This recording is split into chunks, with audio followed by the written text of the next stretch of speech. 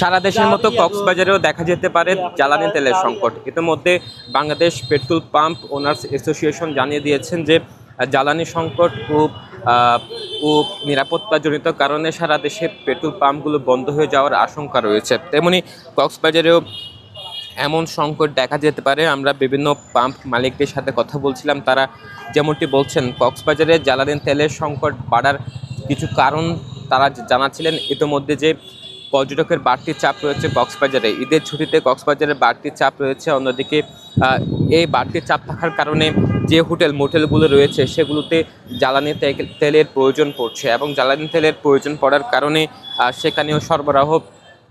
দ্বিতীয়দিকে কক্সবাজারে বেশি মাছ ব্যবসায়ের সাথে জড়িত, অর্থাৎ জেলে পেশার সাথে জড়িত এবং মাছ ব্যবসায়ের সাথে জড়িত, সাগরে মাছ ধরা নিয়ে জীবিকা নির্বাহ। সেহেতু ঈদের তৃতীয় দিন থেকে সাধারণত কক্সবাজারের যে মাছ ধরার ট্রলারগুলো রয়েছে সেগুলো সাগরে পাড়ি জমায়, সেহেতু তাদেরও জ্বালানি তেলের প্রয়োজন পড়ে, সেহেতু সেদিকেও সরবরাহ দিতে হয়। অন্যদিকে কক্সবাজারে ইতিমধ্যে যে ঈদের মৌসুমে কক্সবাজারে বাড়তি চাপ থাকে মানুষের, সব মিলিয়ে এখানে বেশি প্রয়োজন হয়েছে জ্বালানি তেলের।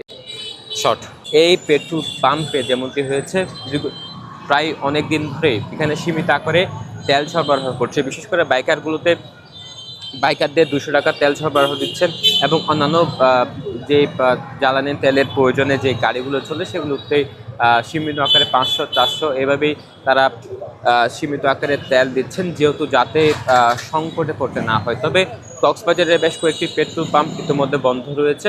তবে এই সংকট মোকাবেলায় বিভিন্ন পাম্প মালিক কর্তৃপক্ষ যেমনটি জানাচ্ছিলেন যে সংকট যাতে পড়তে না হয় সেহেতু সীমিত আকারে তারা জ্বালানি তেল সরবরাহ করছে, বিশেষ করে যাতে সংকটে পড়তে না হয়। তবে ব্যাংক খুললে, অর্থাৎ ব্যাংকের যে কার্যক্রম চললে এই সংকট কেটে যাবে বলে তারা জানাচ্ছিলেন। এর মধ্যে আর কি এই বিষয়ে আপনি কি বলতে চান বা কক্সবাজারের কী অবস্থা? কক্সবাজারে একটা তো বাড়তি চাপ রয়েছে ঈদ উপলক্ষে, যেটা আমাদের এখানে তো 400-র উপরে মোটেল জোন আছে। সকল ঈদ ফেস্টিভ্যালের সময় প্রতি বছরই পর্যটকরা এখানে আসেন, এই কক্সবাজার ছুটে আসেন বেড়ানোর জন্য, ঈদের ছুটিটা কাটানোর জন্য সবাই আসেন। তো এখানে মোটেলে প্রচুর জেনারেটারে আপনার ডিজেল লাগে, অকটেন লাগে, তারপর ওদের বয়লারও চলে। তো যার ফলে আমাদের অতিরিক্ত অন্য জেলার চাইতে, বাংলাদেশের অন্যান্য জেলার চাইতে এখানে একটা অতিরিক্ত চাপ পড়ে এই ঈদের সময়গুলোতে।